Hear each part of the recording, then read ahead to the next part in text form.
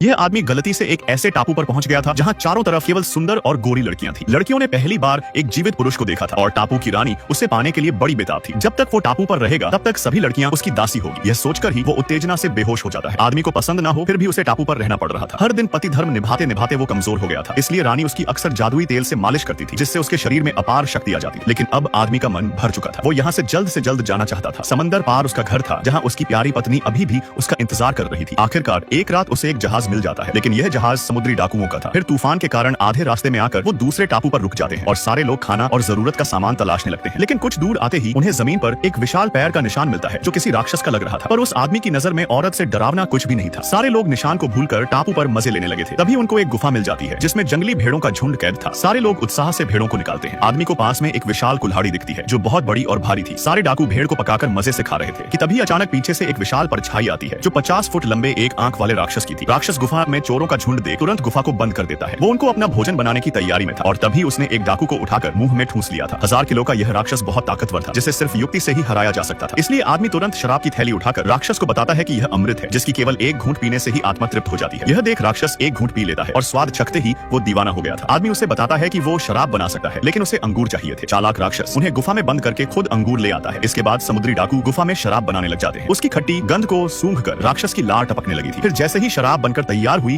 तो आदमी उसे तब तक शराब पिलाता है जब तक उसे नशा चढ़ नहीं जाता। फिर उसके सोते ही डाकुओं ने मौका देख एक नुकीले हथियार से राक्षस की नींद में ही आंख फोड़ दी थी, जिसके दर्द से पागल होकर वो सब कुछ तोड़ने लगा था। मौका देख सारे डाकू भेड़ लेकर गुफा से भाग निकलते हैं, लेकिन उनका जहाज टूटा हुआ था। आदमी ने जब टापू पर आगे बढ़कर देखा तो शेर और हिरण साथ में पानी पी रहे थे, जिससे आदमी हैरान हो जाता है। और जैसे ही वो मुड़कर पीछे देखता है तो सारे डाकू गायब हो चुके थे। तभी एक सुंदर महिला आती है जो खुद को परी बता रही थी। आदमी ने जब उसका घूंघट हटाया तो उसका चेहरा बिल्कुल उसकी पत्नी जैसा था। यह महिला असल में एक चुड़ैल थी। वो आदमी को उसके साथ रहने को कहती है, जिसे आदमी तुरंत मान जाता है क्योंकि उसको केवल उसकी पत्नी दिखाई दे रही थी। लेकिन कुछ दिनों बाद उसे कुछ गड़बड़ का एहसास होने लगा था, क्योंकि जब भी वो गुफा से बाहर जाना चाहता था तो दासियां उसको रोक लेती थी। चुड़ैल ने उसके साथियों को सुअर बना दिया था। वो आदमी को उसका पति बनने की धमकी दे रही थी। आदमी अपने साथियों की जान के खातिर चुड़ैल को सह रहा था। फिर चुड़ैल डाकुओं को वापस सुअर से इंसान बना देती है। सारे डाकू सुंदर दासियों को देख मोहित हो गए थे और यहीं पर ही रहने का फैसला कर लिए थे। चुड़ैल दिखने में बिल्कुल जवान थी, पर असलियत में वो 1000 साल पुरानी बुढ़िया थी। वो हर साल नया पति बदलती थी और उसकी ऊर्जा चूस कर जवान बनी रहती थी। दासी रोज आदमी को जादुई दवा दिया करती है जिससे वो कमजोर ना हो जाए। लेकिन आदमी छुपकर यहाँ से भागने के लिए नाव बना रहा था, क्योंकि चुड़ैल भले ही उसकी पत्नी जैसी दिखती हो लेकिन उसकी पत्नी तो नहीं थी। फिर कुछ सालों में चुड़ैल ने उसको बुढ़ा कर दिया था, जिसके बाद वो उसे शहर छोड़कर एक नया पति ढूंढ लेती है। आदमी की हालत भीख मांगने जैसी हो गई थी। पुराने डाकू उसका मजाक उड़ाने लगे थे। तभी एक सफेद परी आती है जो एक प्रतिभाशाली इंसान को खोज रही थी। वो बताती है कि जो भी इस धनुष की रस्सी को बांध देगा वो अमर हो जाएगा। सारे लोग कोशिश करते हैं लेकिन कोई भी रस्सी बांध नहीं पाता। तभी वो आदमी आकर धनुष की रस्सी को बांधने की कोशिश करता है, जिसे देख सारे डाकू हंसने लगे थे। लेकिन जैसे ही उसने धनुष की रस्सी बांध दी तो डाकू उसे मारने पर उतारू हो जाते हैं। लेकिन अब आदमी अमर हो चुका था। उसकी दर्द भरी कहानी सुनकर सफेद परी भावुक हो गई थी।